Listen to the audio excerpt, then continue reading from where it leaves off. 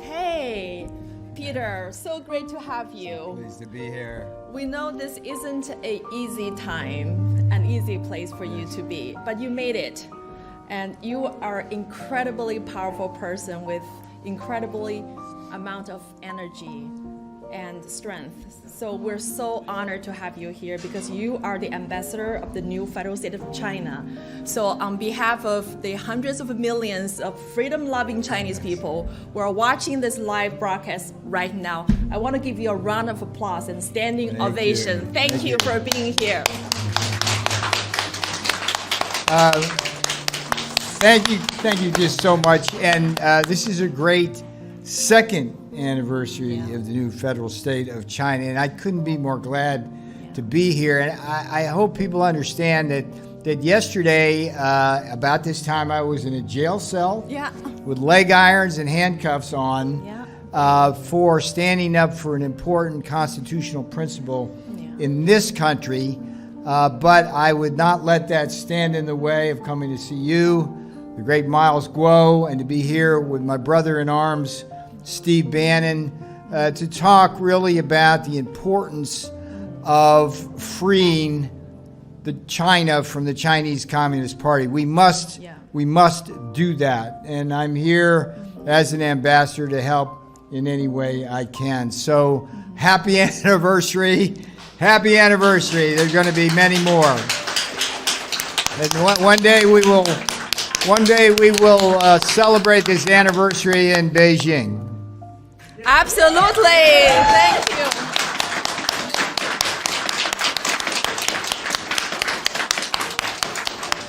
Absolutely. So June 4th is our Independence Day, and we declared independence from the slavery of the Chinese Communist Party. And Peter, you're often ahead of our time. And for example, back in 2011, you wrote a book called Death by China. And you are among the first to sound the alarm of the threat of the Chinese Communist Party to the U.S. economy, particularly the manufacturing sector. Yes. And today, the global pandemic has pretty much crippled the world economy and supply chain. So my question to you is that how many people have come to realize that this economical crisis is not a regular recession, because the Chinese Communist Party has played a big part of it. I just came back from the Ukrainian border and I saw the gas prices, the food prices, and we know that the inflation has hit 40-year high in the history of 8.5%, and gas prices jumped like 48% year over year. So what is your outlook of the U.S. economy and its independence on the Chinese Communist Party's economy, and how does China's COVID-0 policy affect the world supply chain? Yes. Let me take you back to May of 2020 when I was still in the White House serving under President Trump. And I wrote a memo to the President and the Chief of Staff which basically said that if we did not handle the pandemic from China correctly, we would have a phenomenon known as stagflation. Now, what is stagflation? Stagflation is a rare event. It's the combination of inflation and recession at the same time. Usually you don't see those together. If you have a recession, that usually keeps inflation down. If you have inflation, that usually contracts the economy. So it takes a very special set of circumstances, which you have alluded to in your question. And the last time we saw this was in the 1970s. And the teaching point here for everybody to understand what's going on is that generally the economists, whether they're in the communist China or in America, which up to yesterday I thought was free America, but I have some views on that, live in what we call a Keynesian world. John Maynard Keynes, a famous economist who got us out of the Great Depression. The thinking of Keynesian economics is that whenever you have a recession, you can simply stimulate your way out. Yeah. Exactly. And if you have inflation, you can contract the economy and pull it down, right? But as I told you about stagflation, what a Keynesian solution doesn't work. If you try to stimulate the economy out of a recession, that creates more inflation, so that doesn't work. If you try to control inflation by slowing things down, you just worsen the recession. That's the problem with traditional thinking here now.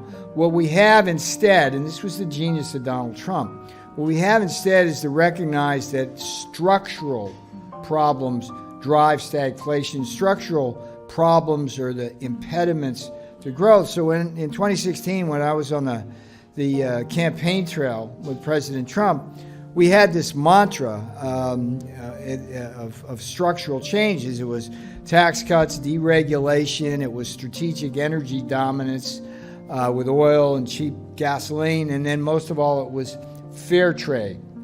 And we were very successful with those kind of structural changes. The first thing Joe Biden did when he came into office, he undid every one of those. So right off the bat, you know that things are going to be worse. They're going to slow down. Now, that's just the foundation for what I'm going to tell you now. Now, the root of all this evil right now came from Wuhan, China, the CCP virus. The Wuhan Institute of Technology. It's what they call a P4 bioweapons lab. They used a technology that was given to them by one of the most evil people, I think, on the planet this side of the Communist Chinese, which is Anthony Fauci, here in America. They gave him this Frankenstein technology called gain of function. What it means is that the bat lady in China at the Wuhan lab could go to a bat cave 1,000 miles away, bring back viruses and store them in Wuhan. These viruses were harmless to humans.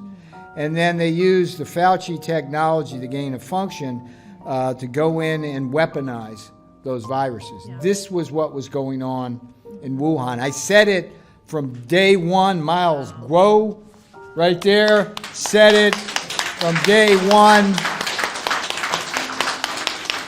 Steve Bannon actually named a show called War Room Pandemic 3 months before the World Health Organization called a pandemic, okay? Here's the thing.